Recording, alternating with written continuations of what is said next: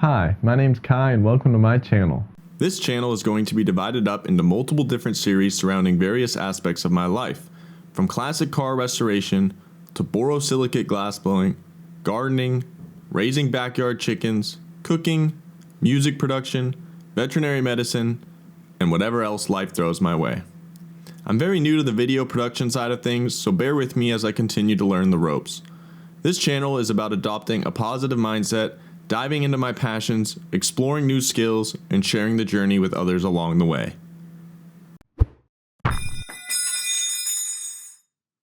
This first series will be focused on the restoration of my 1973 Datsun 240z. My main reason for making this series is to document the process not only for myself, but also to help motivate anyone else that may be interested in tackling a restoration project for themselves. I really don't have much automotive experience other than a few auto shop classes that I took in high school. I will essentially be teaching myself as I go, using videos just like this one, as well as referencing different restoration books. Here are the two books I will be referencing, as well as the owner's manual. For a little background context, I purchased this car back in 2009 when I was still in high school. Long story short, the car left my possession for a number of years to have some work done on it. Unfortunately, things did not go as planned, and when the car was returned to me, it was essentially a rolling shell. In order to make things right, not only did I receive back my car, but I also received the 2-post car lift as well as the V8 engine and a 6-speed transmission that we had planned to use for the swap. I no longer plan to do the V8 swap and instead will just be restoring the car back to stock. The cars hold much more value this way, and I plan to put the V8 in something else. With that said, let's get into it. Alright, as you can see, I've already got the engine out of the vehicle. Unfortunately, I didn't have a chance to film that, and right now it's just sitting on an old couch cushion I had laying around. First, I'm going to remove the two engine mount brackets on either side of the engine. These are simply removed by unscrewing the two 10mm bolts that hold them to the engine block.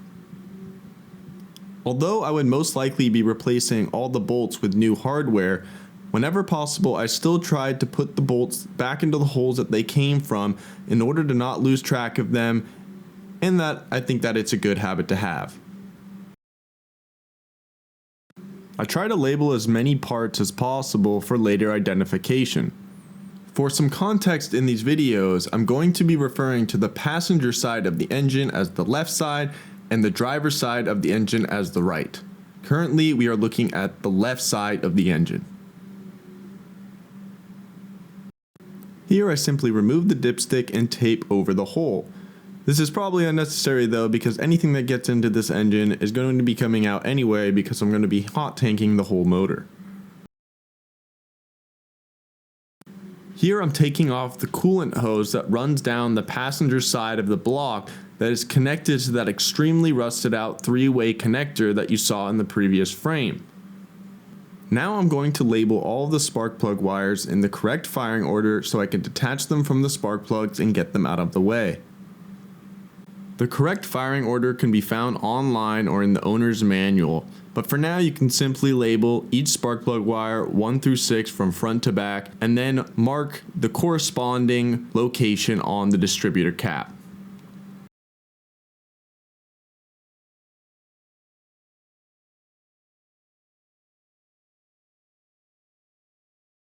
Here I am removing the upper radiator hose that is connected to the 2-way connector that is mounted to the side of the water pump housing. This coolant elbow that is threaded into the back of the cylinder head looks quite rusted out, so I spray it down with some PB blaster penetrating oil. After letting it soak for a while, I give it a go with a large adjustable wrench and I'm able to break it free.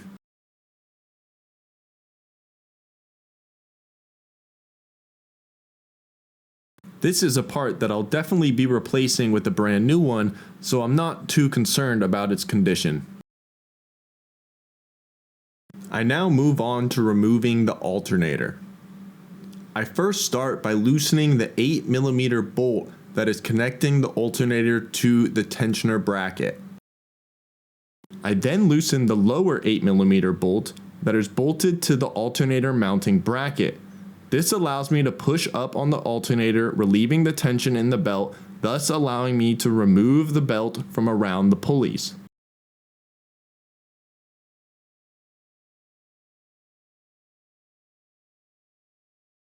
I can now easily remove the alternator by removing all 3 bolts that hold it to the engine.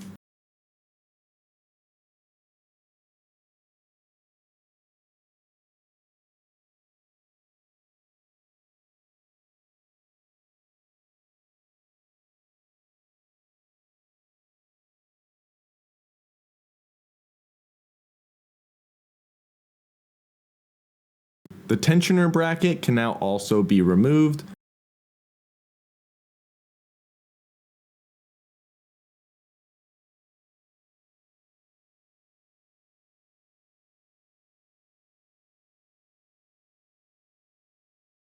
Here I am removing the two-way heater hose and radiator hose inlet pipe that connects to the side of the water pump housing. There is some leftover gasket remaining, so I take a razor blade to try to scrape most of it off.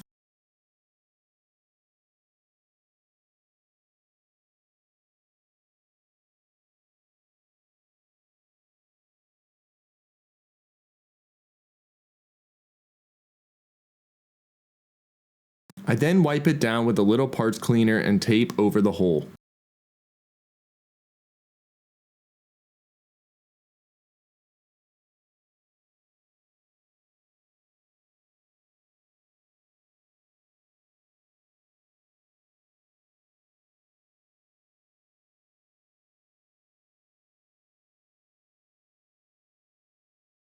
A little trick with the masking tape that I didn't do the best job of demonstrating here is to use the back edge of the razor blade to score around the edge of whatever you're masking, and that should make the excess tape much easier to remove.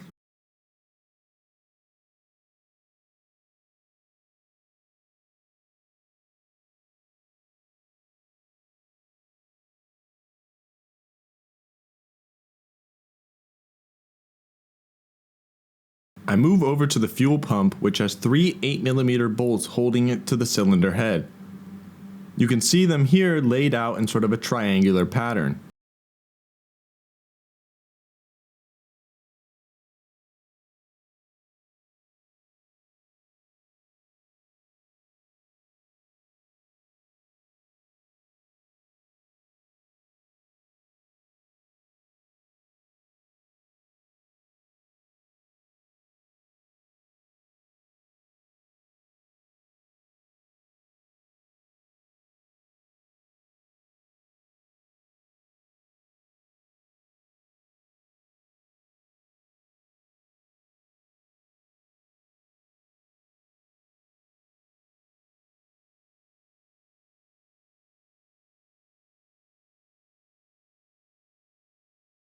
I loosen the hose clamp holding the fuel line onto the nipple and wiggle the line in order to break it free.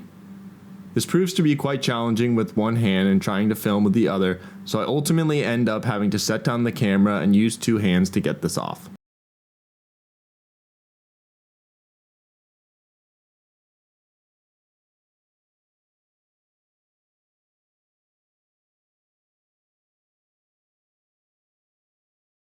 Once I have the fuel line off and the 3 bolts removed, I lightly tap the fuel pump with a rubber mallet to break it free and gently pull it out from the slot.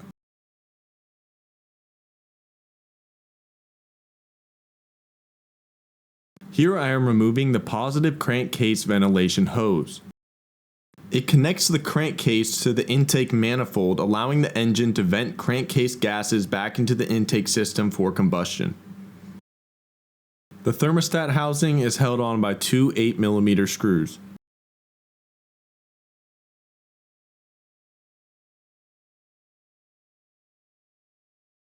The fan is held on by 4 6mm screws.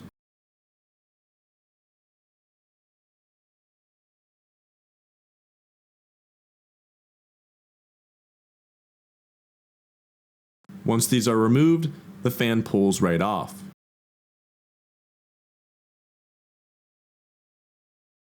The fan clutch is attached to the water pump pulley by 4 studs secured with 8mm nuts.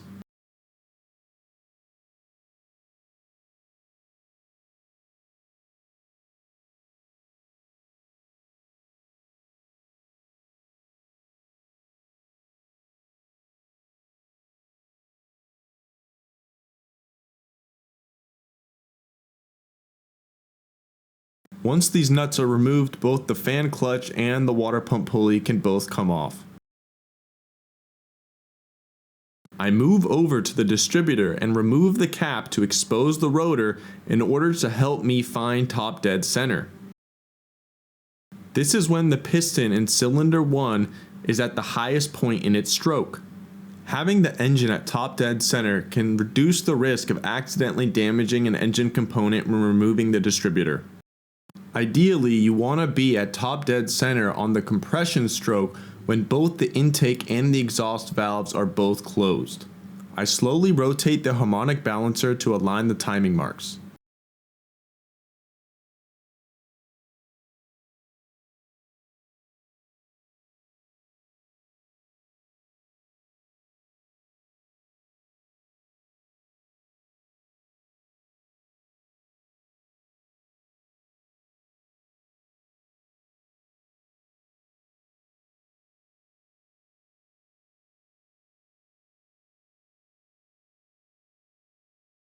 I remove the 2 screws that hold the distributor to the mounting plate and gently wiggle it free.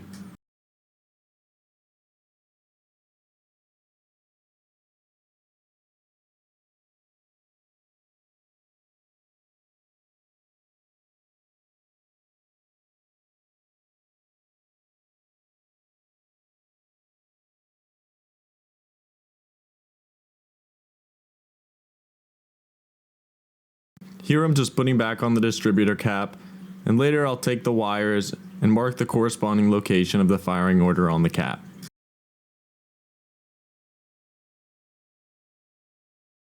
In order to continue with the teardown, I'm going to need to get the engine onto an engine stand, so I hoist it in the air with an engine hoist and position it into place.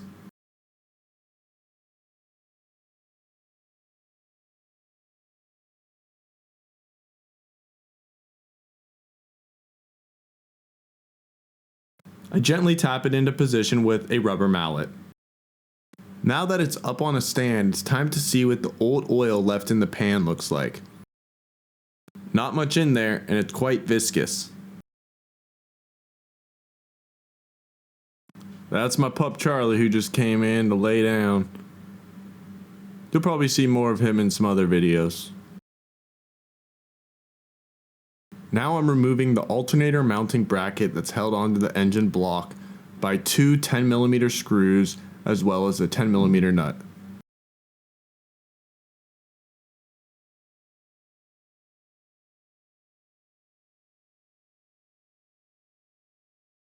Here's a little look over of the engine stripped of all of its external components. As you can see, the intake and exhaust manifolds had both been removed prior to me starting on this project, so I just shoved some shop towels in the holes for the time being. Here I am removing the oil pressure sending unit. This sensor converts oil pressure into an electrical signal. This essentially allows the gauge on your dashboard to provide real-time oil pressure readings. I believe this is threaded in with the 1/8 inch British Standard Pipe thread, abbreviated BSPT. I read online that some people modified this to a 1/8 inch National Pipe Thread NPT fitting. However, this is not something I'm going to be doing.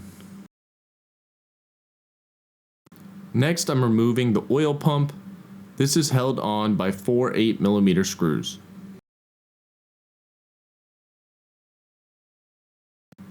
Once the screws are removed, it should pull off quite easily. Be careful when removing it not to damage the oil pump drive shaft or drop it on the ground. This oil pump drive shaft connects directly to the distributor, transferring rotational motion from the distributor to drive the oil pump. This allows circulation of oil throughout the engine. Next, I'm going to drain any leftover coolant in the block's coolant passages. I believe this is sealed off with a 1/2 inch British Standard pipe plug. I did turn the motor over on its side to try to drain out any leftover coolant, but I forgot to film that part. I make my way back over to the front of the engine to start the removal of the water pump. The water pump is held on by 3 6mm bolts and 3 8mm bolts.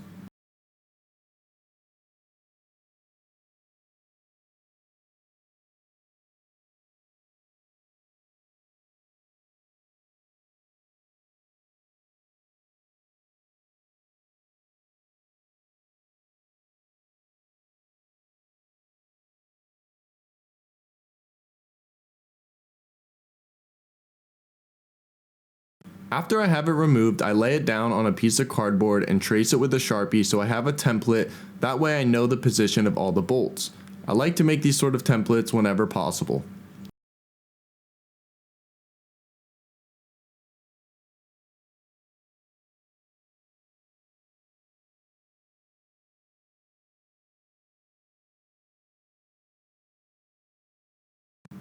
In order to remove the main crankshaft bolt that holds the harmonic balancer onto the crankshaft, I need to stop the crankshaft from rotating. I put 2 screws into the back of the crankshaft and wedge a crowbar in between the two. Now I can use a 16mm socket to loosen the bolt.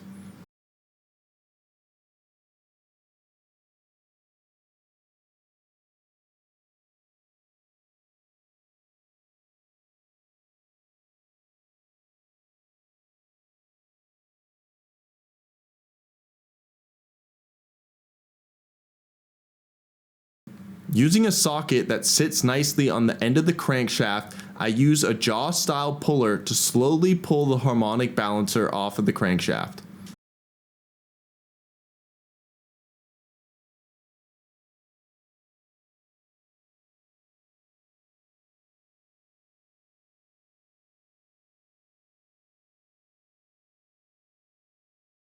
I then remove the timing indicator plate.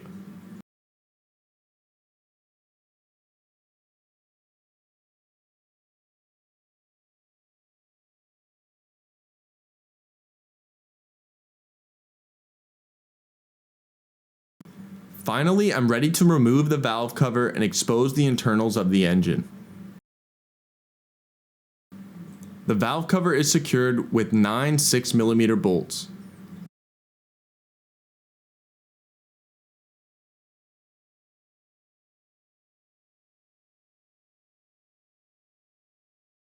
I tap it very lightly with a rubber mallet to break the seal and wiggle it free.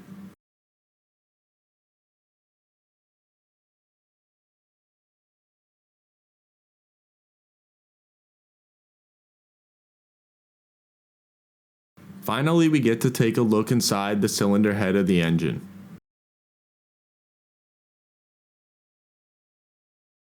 I think this is a pretty good place to end the first part in the series.